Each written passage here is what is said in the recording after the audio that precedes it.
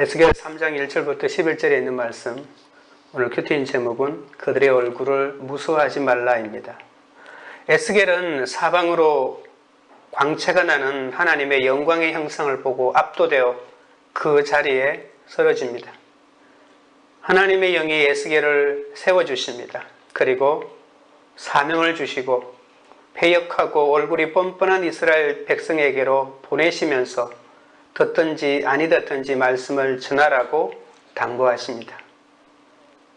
가시와 진래 정갈 가운데 거할지라도 두려워 말고 전하라고 하십니다. 이제 하나님은 두루마리 말씀을 펼치시고 에스겔에게 그것을 먹으라고까지 하십니다. 에스겔이 가는 곳이 너무 영적으로 척박한 땅이기 때문에 말씀을 먹지 않고는 도저히 사역할 수 없습니다. 예수님도 70인의 제자를 파송하시면서 내가 어린 양을 이리 가운데 보내는 것 같다고 하셨습니다. 복음을 들고 나가면 모든 사람이 환영하는 것이 아니라 엄청난 핍박을 감수해야 합니다. 입을 벌리고 하나님이 주시는 말씀을 미리 받아 먹어야만, 그리고 말씀을 잘 무장해야만 감당할 수 있는 일입니다. 오늘 본문에서 에스겔은 하나님의 말씀에 따라 두루마리를 먹는데 그것이 입에 꿀같이 달다고 합니다. 하나님은 에스겔을 이스라엘 족속에게로 보내시면서 마음이 굳어서 말을 듣지 않는다 해도 에스겔의 얼굴과 이마를 금강석같이 굳게 하였기에 두려워하지 말고 말씀을 전하라고 하십니다. 우리도 예수 안 믿는 내 배우자, 내 자식이 아무리 그 얼굴이 뻔뻔해도 가망이 없는 사람은 한 명도 없다는 마음으로 계속 말씀을 전해야 합니다. 지금이라도 예수님이 그 삶의 주인으로 나타날 수 있습니다. 하나님께서 포기하지 않았는데 우리가 먼저 포기할 수는 없습니다. 복음을 전하기에 이미 늦어버린 사람은 없기 때문입니다. 첫 번째로 두루마리를 먹는 에스겔에 대해서 살펴보도록 하겠습니다. 1절입니다. 또 그가 내게 이르시되 인자야 너는 발견한 것을 먹으라. 너는 이 두루마리를 먹고 가서 이스라엘 족속에게 말하라 하시기로, 하나님은 에스겔에게 발견한 것을 먹으라고 하십니다. 에스겔이 발견한 것은 애가와 애곡과 재앙의 말이 기록된 두루마리입니다. 하나님이 에스겔에게 말씀이 적힌 두루마리를 먹으라는 약간 불가능한 말씀을 내리는 것은 에스겔의 순종을 이스라엘 백성들의 불순종과 대조하기 위해서입니다.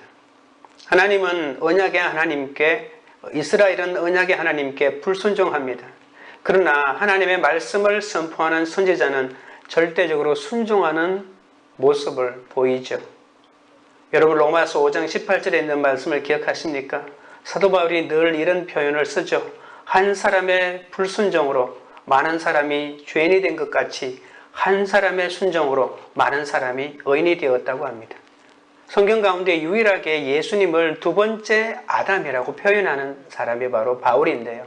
첫 번째 아담의 불순종에 대비해서 두 번째 아담인 예수님의 순종으로 구원이 왔다고 이렇게 말합니다.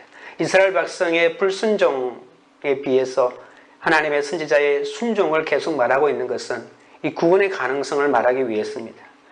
2절입니다. 내가 입을 벌리니 그가 그 두루마리를 내게 먹이시며, 상황을 잘 알고 있는 에스겔은 환상을 통해 불가능한 일을 하라는 명령을 받고도 전혀 저항하지 않고 그대로 순종합니다.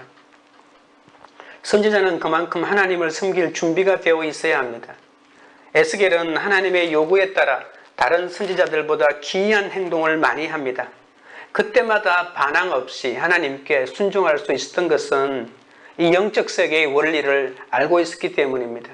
하나님이 황당한 명령을 내리실 때 내 생각대로 하지 않고 하나님의 지시를 따르는 것이 가장 지혜로운 것이라는 것을 그는 알고 있었습니다. 이것이 영적 세계의 원리입니다. 우리의 의무는 하나님의 명령을 그대로 따르는 것이고, 하나님의 책임은 우리의 순종이 가능하게 하십니다. 내가 하나님의 말씀에 순종해 놓고도 그 순종은 내 힘으로 하는 것이 아니라 하나님께서 그렇게 해주실 힘을 주신다고 믿는 것이죠. 나의 죄를 보여주고 우리 가정의 죄를 비추고 이 땅의 죄를 고발하는 말씀을 발견하고 먹는 것이 바로 큐티입니다. 소명을 감당하려면 교훈과 책망과 바르게 함과 의로 교육하기에 유익한 말씀을 내가 먼저 먹어야 합니다. 내가 먼저 먹지 않고 그 사람을 믿음으로 계속 대하기가 어렵습니다. 말씀으로 내 죄를 보고 변하지 않는 나 자신을 애통해 하고 구원을 위해 재앙이 올 수밖에 없음을 믿는 것이 말씀을 먹는 것이죠. 그냥 단순히 성경 지식을 많이 알고 있는 것이 먹는 것이 아닙니다. 에스겔이 입을 벌리자 하나님이 두루마리를 먹이신 것처럼 내가 적용하려고 하면 하나님이 먼저 나를 도와주신다고 그렇게 본문은 말하고 있습니다. 3절입니다. 내게 이르시되 인자야 내가 내게 주는 이 두루마리를 내 배에 넣으며 내 창자에 채우라 하시기에 내가 먹으니 그것이 내 입에서 달기가 꿀 같더라. 선지자는 암울하고 슬픈 말씀들로 가득 찬 두루마리였지만 일단 입에 대니 달았다고 자신의 경험을 해고합니다. 하나님의 심판이 주의 백성에게는 약이 될 것을 기대하고 있습니다. 나의 수치가 다른 사람을 살리는 약재고 되는 것과 마찬가지입니다. 에스겔은 이미 1장 환상에서 무지개를 본 적이 있지 않습니까? 말씀 속에 분명히 하나님의 용서와 자비가 뒤따를 것이라는 소망이 있습니다. 이 재앙의 말씀, 애국의 애가의 말씀이지만 영원히 죽으라고 주는 말씀이 아니라는 것을 알고 있었죠. 그래서 이 선지자는 그 재앙의 말 속에 달다는 하나님의 구원을 먼저 발견하는 자입니다. 말씀을 전하는 자가 입에서 달아야 그 말씀을 전할 수 있죠. 그렇지 않으면 그냥 저주하고 죽으라고 하는 도끼밖에 되겠습니까? 회개하라 이 죄인들아 외치는 설교자의 말이 그들을 구원으로 이끌고자 하는 의도라고 하는 것은 전하는 자가 먼저 말씀의 단맛을 보아야만 가능한 것입니다. 선지자의 사역은 험난합니다. 그의 청중은 반대하는 백성이고 회개를 거부하는 자이기 때문입니다. 그러나 에스겔의 사역은 고난의 길이지만 소망이 있습니다.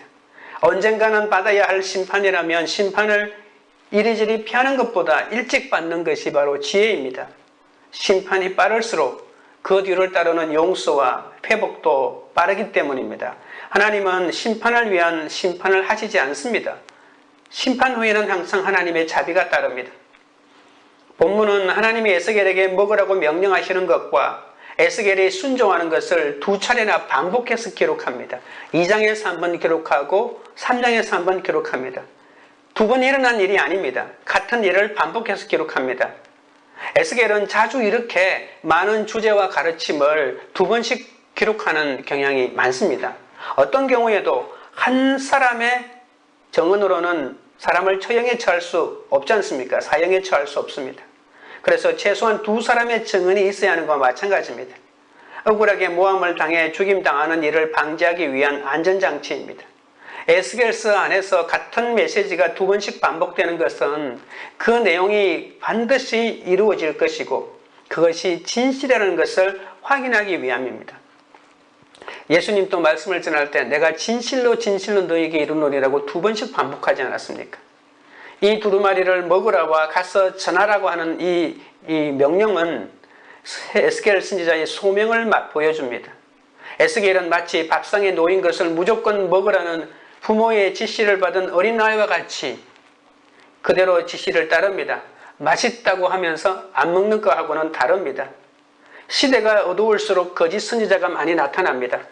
에스겔은 그런 사회에서 자신이 하나님으로부터 말씀을 받았다는 사실이 얼마나 큰 격려와 위로가 되는지 모릅니다. 다른 사람들은 주지도 않는 말씀 거짓으로 희망의 소리를 말하고 있지만 자신은 비록 심판의 메시지를 선포한다더라도 그 심판 뒤에 구원이 있다는 것을 하나님으로부터 직접 받았기 때문에 그렇게 담대할 수가 있고 위로가 되는 것이죠.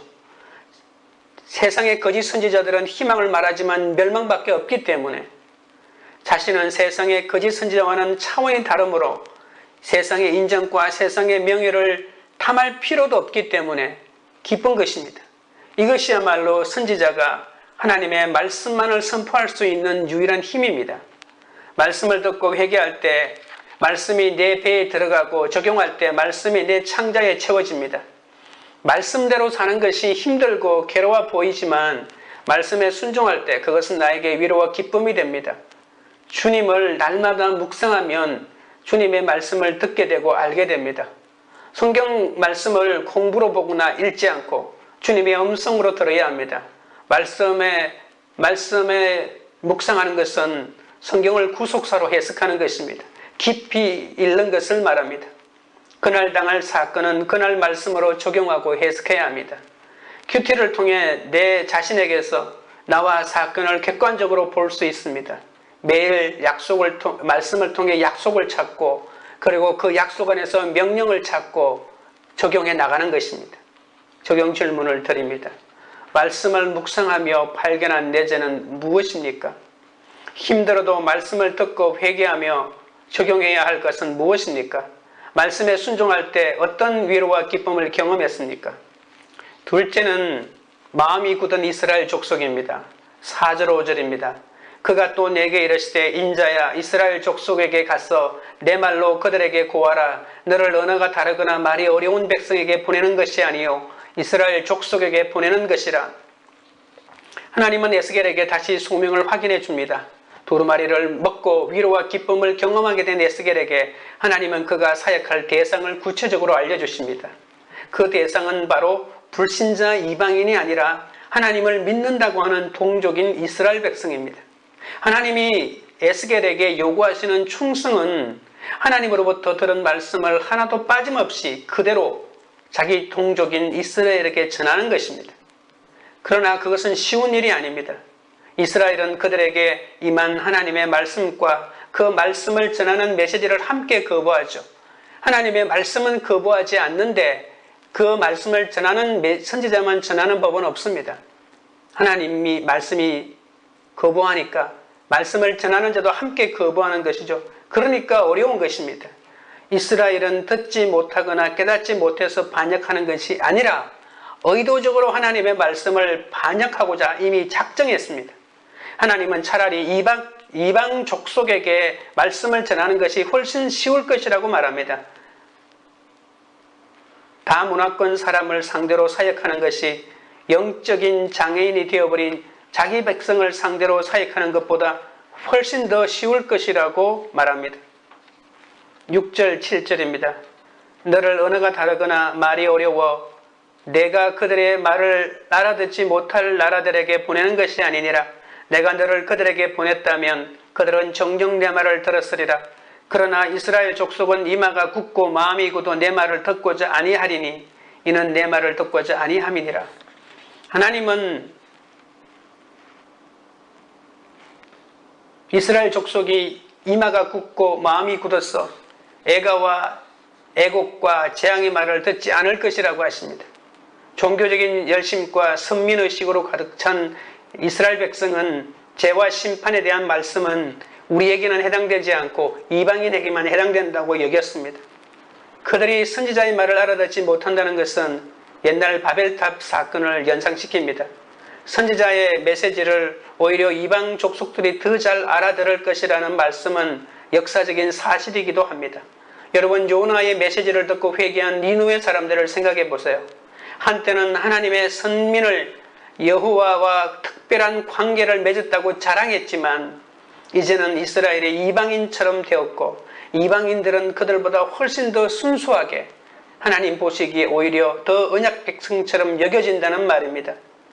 항상 경각심을 가지고 신앙과 삶에 임하는 자세를 돌아보지 않으면 우리 역시 하나님께 이방인 취급을 받을 수가 있다는 것입니다.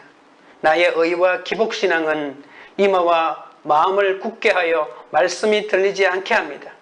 자기 죄를 인정하는 불신자보다 더 영적 교만에 빠져 자기 죄를 보지 못하고 오히려 다른 사람만이 회개가 필요한 죄인이라고 보는 완악한 사람이 될 확률이 높습니다.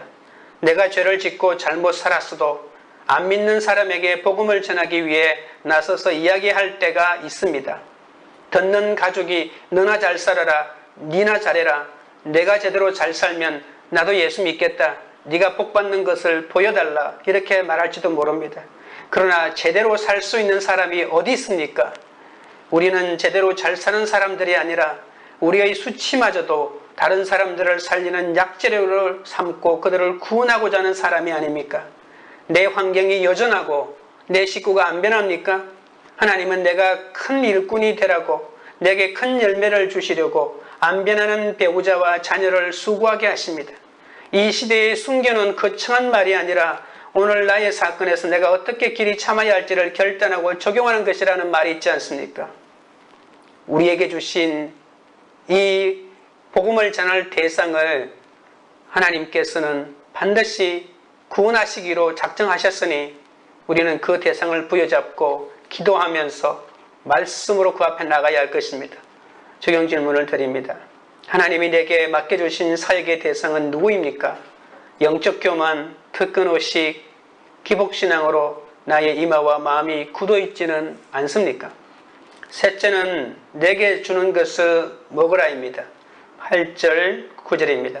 보라, 내가 그들의 얼굴을 마주보도록 내 얼굴을 굳게 하였고 그들의 이마를 마주보도록 내 이마를 굳게 하였으되 내 이마를 화석보다 굳은 금강석같이 하였으니 그들이 비록 반역하는 족속이라도 두려워하지 말며 그들의 얼굴을 무서워하지 말라 하시니라. 에스겔은 강한 반대 앞에서도 사명을 감당해야 합니다. 그 당시 말씀을 들어야 하는 이스라엘의 상태를 잘 나타내는 단어가 바로 반역이라는 단어입니다. 여러분 9절 중간에 반역이라는 단어가 있죠. 이 단어는 2장에서 7번이나 나왔고 3장에서는 3번이나 등장합니다. 그리고 에스겔서 전체는 25번이나 사용됩니다. 대부분 패역하다는 말로 번역되었습니다. 이 패역하다라고 하는 말과 이 반역이라는 말이 히브리어로는 똑같은 단어입니다. 그래서 패역했다라고 하는 말은 돌아섰다, 나에게서부터 돌아서 나갔다는 그런 뜻입니다. 하나님에게서 말입니다. 이스라엘은 뻔뻔하고 마음이 굳을 대로 굳어버린 백성입니다. 하나님의 말씀을 듣기를 거부합니다. 이스라엘은 온 세상에서 자기들만이 선민이라고 하나님의 백성이라고 떠들어댔지만 정작 하나님께 순종할 마음은 전혀 없는 목이 굳은 백성입니다. 이처럼 목이 굳은 이스라엘의 근본적인 죄는 하나님의 주권을 인정하지 않는 것입니다. 그들이 하나님의 백성으로 살기로 작정하지 않았습니까? 하나님은 그들의 하나님이 되고 그들은 하나님의 백성이 되는 것이 언약의 기초지 않습니까? 그러나 에스겔은 하나님을 전혀 두려워하지 않는 족속을 이제 상대하며 나갑니다. 에스겔이 막중한 사명을 감당할 수 있도록 하나님은 그의 얼굴과 이마를 굳게 하십니다. 세상의 권세와 지식으로 굳게 한다면 더 많은 지식과 권세를 가진 사람 앞에서는 길 수밖에 없을 것입니다. 그러나 하나님은 말씀과 성령으로 강하게 하십니다. 반대의 영을 부어주셔서 교만한 얼굴에는 겸손한 얼굴로, 패역한 이마에는 충성스러운 이마로 마주보게 하시는 겁니다. 그들이 돌을 드니까 나도 돌을 들고 그들이 칼을 드니까 나도 칼을 드는 것이 아닙니다. 이 반대의 영이라고 하는 것이 얼마나 소중한 그리스도인의 자산인지 모릅니다. 예수님도 예수님을 죽이는 사람을 향하여 용서를 부르지 않았습니까? 스데반도 자기를 죽이는 사람에게 용서해달라고 하나님께 기도하지 않았습니까? 그래서 이 반대의 영을 내가 가질 수 있고 나타낼 수 있는가가 그 사람의 영성이라고 말할 수 있습니다. 하나님께서는 에스겔의 얼굴을 반역하는 이 백성의 뻔뻔한 얼굴에 맞설 수 있도록 바위돌보다 더 굳센 금강석처럼 만들어 주신답니다. 8절 9절에 굳게라는 단어가 3번이나 나오죠. 굳게라고 하는 히브리어로는 하자크라고 하는 말입니다. 하자크, 강하게 한다는 말입니다. 그런데 에스겔은 이란 이름 뜻이 바로 하나님께서 강하게 하신다는 뜻인데 이 하자크가 이 에스겔에 다 들어가 있는 단어입니다. 마지막에 겔을 할 때 엘은 하나님이고 하나님이 강하게 하신다. 그리고 에스겔 이름 자체가 바로 하자크입니다. 정말로 하나님은 이 에스겔을 강하게 해주기 위해서 이름마저도 에스겔로 정하시고 너는 강한 자다, 에스겔아 에스겔아 부를 때마다 너는 강한 자라고는 하나님의 음성을 듣습니다. 그러니까 자기 이름 속에 들어가 있는 의미를 깊이 생각하면 이름을 부를 때마다 힘이 생길 수가 있습니다. 이스라엘 백성이 마음이 굳은 것처럼 에스겔은 말씀을 전하는 일에 있어서 한치의 양보도 없이 굳은 마음으로 사명을 감당할 것입니다. 말씀 사역은 기복의 세상 가치관을 버리고 팔복대로 사는 말씀의 가치관을 가져가는 것이잖아요. 우리가 말씀 양육할 때도 양육받는 자들이 듣고 싶은 말만 해주어서도 안 되지만 그들이 잘 따라와 주지 않고 삶이 쉽게 변하지 않는다고 해서 실망을 해서도 안 됩니다. 수십 년간을 살아온 삶의 방식을 하루아침에 또는 몇 달의 양육기간 동안에 바꾼다고 하는 것은 쉬운 일이 아닙니다. 당연히 저항하고 당연히 반항합니다. 그렇지만 날마다 마치 수학의 미분을 풀듯이 조금씩 변해나가면 언젠가는 인생의 목적이 행복이 아니고 거룩이라는 것을 알게 될 것입니다. 에스겔이 하나님의 말씀을 전해도 이스라엘이 거부할 것이라는 말씀은 선지자가 고향에서 오히려 배척당할 것이라는 예수님의 말씀을 떠올립니다. 이것이 바로 영적 원리이기도 합니다. 얼마나 슬픈 현실입니까? 예수님이 세상에 오셔서 복음을 전했을 때도 그렇게 강렬하게 거부하고 저항했던 사람들이 바로 하나님을 가장 사랑하고 가장 하나님의 말씀을 잘 안다고 좌보했던 종교 지도자들이 아닙니까? 하나님의 언어를 사용하는 자들이 하나님의 말씀을 오히려 거부합니다. 말이 통하지 않았어가 아닙니다. 그들의 영이 그만큼 암흑 가운데 있기 때문입니다. 그래서 나를 잘 아는 사람이, 말씀을 잘 아는 사람이 실망시킬 때도 실망해서는 안 됩니다. 10절 11절입니다. 또 내게 이르시되 인자야 내가 내게 이를 모든 말을 너는 마음으로 받으며 귀로 듣고 사로잡힌 내 민족에게로 가서 그들이 듣든지 아니 듣든지 그들에게 고하여 이르기를 주 여호와의 말씀이 이러하시니라 하라. 선지자는 하나님이 주신 말씀 자체에 충실합니다. 선지자는 백성들의 눈치를 보지 않고 말씀을 받은 그대로 선포하도록 명령을 받습니다. 따라서 에스겔은 하나님의 말씀 전체를 온전히 있는 그대로 전합니다. 안타깝게도 그가 전해야 할 말씀은 온갖 애가와 탄식과 재앙으로 구성되어 있어 그대로 전하기가 얼마나 난감한지 모릅니다. 또한 두루마리 앞뒤로 빽빽하게 적혀 있어서 수정할 데가 없다는 뜻입니다. 선지자가 전할 그 많은 말씀들이 대부분 경련을 일으킬 만큼 싫어하고 거부할 것이 뻔합니다. 그래서 3장에서부터 계속 듣든지 아니 듣든지 구하라고 하십니다. 2장에서도 2번이나 듣든지 아니 듣든지 전하라고 했습니다. 그리고 2장에서도 두려워하지 말라고 3번이나 말했는데 오늘 또 두려워하지 말라는 격려를 반복하십니다. 하나님의 말씀을 받은 그대로 전하는 일은 완악하고 저항하는 백성들 때문에 쉽지 않습니다. 오히려 심각한 위협과 핍박을 가하기 때문에 선지자들이 위험에 노출될 경우가 있습니다. 그래서 두렵기도 합니다. 그러나 에스겔은 하나님을 의지하고 그들을 두려워해서는 안 됩니다. 하나님이 선지자와 함께 하실 것이기 때문입니다. 엘리야, 엘리사, 아모스, 예레미야 등의 하나님의 선지자들을 보십시오. 그들은 한결같이 담대함으로 하나님의 말씀을 전한 자들입니다. 또한 구약의 스가랴와 신약의 스데반은 끝까지 말씀을 전하다가 순교까지 하지 않았습니까? 이것이 참 사역자의 모습입니다. 참 사역자는 자기가 선포할 하나님의 말씀에 자기 피로 인을 칠 각오로 사역을 하는 사람입니다. 내가 복음을 전해야 할 대상이 화석같이 강하더라도 하나님은 나를 화석보다 굳은 금강석같이 하셨음을 믿어서 두려워하지 말고 그리스도를 전해야 합니다. 두려울 때마다 주님의 모든 말씀을 듣고 마음으로 받아야 합니다. 내가 강해지는 원리는 내가 더 강한 돈과 권력으로 그 사람을 압도하는 것이 아니라 말씀으로 반대의 영을 가지고 그 사람에게 나가는 것임을 명심해야 합니다. 두려울 때마다 주님의 모든 말씀을 듣고 마음으로 받아야 합니다. 겉으로 무섭게 보이는 그들의 이면에 죄와 사명이 있음을 기억해야 합니다. 그들은 화를 내고 끝까지 반역하고 험한 말을 쏟아내지만 그들의 마음속에는 죽음에 대한 두려움이 있다는 것을 측은히 여기고 그 내면 속에 있는 그들을 보살펴야 합니다. 그들에게 주의 말씀을 전하고 그것을 삶으로 살아내야 합니다. 어떤 고난 속에서도 온 천하를 바라보십시오. 나의 고난이, 내 사건이 온 천하에 복음을 전하는 통로가 되고 있음을 알고 믿음으로 바라보아야 합니다. 내 사건에서도 복음이 임하기만 하면 어떤 환경에서도 열매 맺을 수 있습니다. 우리는 세상에 성공하기 위해 사는 사람들이 아닙니다. 우리의 성공으로 복음의 열매를 맺기 때문에 그 성공마저도 의미 있는 것입니다.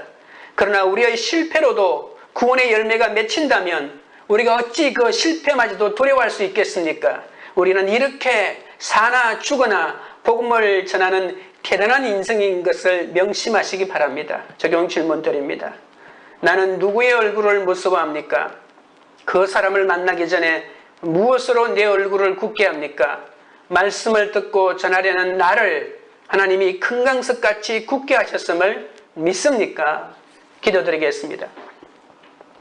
아버지 하나님, 포로가 되어 죽을 목숨인데 제 발로 일어서라고 하시니 또 성령의 은혜로 나를 일으켜 내 발로 설 수 있도록 세워주시니 감사합니다. 이렇게 부르심을 받고 보내심을 받아 소명을 잘 감당해야 하는데도 여전히 가시 같은 배우자가 두렵고 찔레 같은 자녀가 두렵고 정갈같이 폭력을 휘두르는 아버지가 무서워 아무 소리도 못하는 저희들을 불쌍히 여겨 주시옵소서. 힘들고 괴로워도 제게 주시는 그 말씀을 날마다 입을 크게 벌리고 큐티하면서 말씀을 받아먹기 원합니다. 말씀을 듣고 깨달은 내 죄를 회개하고 십자가를 길러 놓고 가는 주교원 할 때 비로소 그 말씀이 내 창자에 채워진다고 하십니다. 말씀대로 사는 것이 힘들고 괴로워 보이지만 말씀에 순종할 때 그것이 나에게 하늘의 위로와 기쁨을 누리게 한다는 것을 깨닫게 하여 주시옵소서. 영적 자만과 기복신앙으로 마음이 굳어버려 말씀을 듣지 않는 죄를 용서하여 주옵소서. 내가 먼저 말씀이 들었고 내 마음이 녹아져야 다른 사람에게 복음을 전하지 않겠습니까? 하나님이 내게 맡겨주신 사역의 대상자를 찾아가게 하옵소서. 교만과 특권의식과 기복신앙으로 나의 이마와 마음이 굳어지지 않도록 주여 불쌍히 여겨 주옵소서. 오늘 하루도 세상과 반대되는 하나님의 성령으로 우리를 굳세게 하시는 주의 말씀을 받고 사람의 얼굴을 무서워하지 말고 담대히 복음을 전하게 하옵소서. 선교사님들이 두루마리를 먹고 영적으로 무장해 대적자들을 무서워하지 말고 복음을 전파하게 하여 주시옵소서. 이 땅에 하나님의 뜻에 반대되는 차별금지법을 막아주시고 통과되지 않도록 인도하여 주시옵소서. 관계 우리들 교회가 누구의 얼굴도 무서워하지 않게 하옵소서. 상대를 만나 말씀을 전하기 전에 주님께서 먼저 우리를 성령의 능력으로 금강석같이 굳게 하셨음을 알게 하여 주옵소서. 가시와 찔레와 정갈 가운데 거주할지라도 사람을 두려워하지 말고 말씀을 전하며 그 말씀대로 믿고 살고 누리는 공동체가 되게 하여 주시옵소서. 예수님의 이름으로 기도드립니다. 아멘.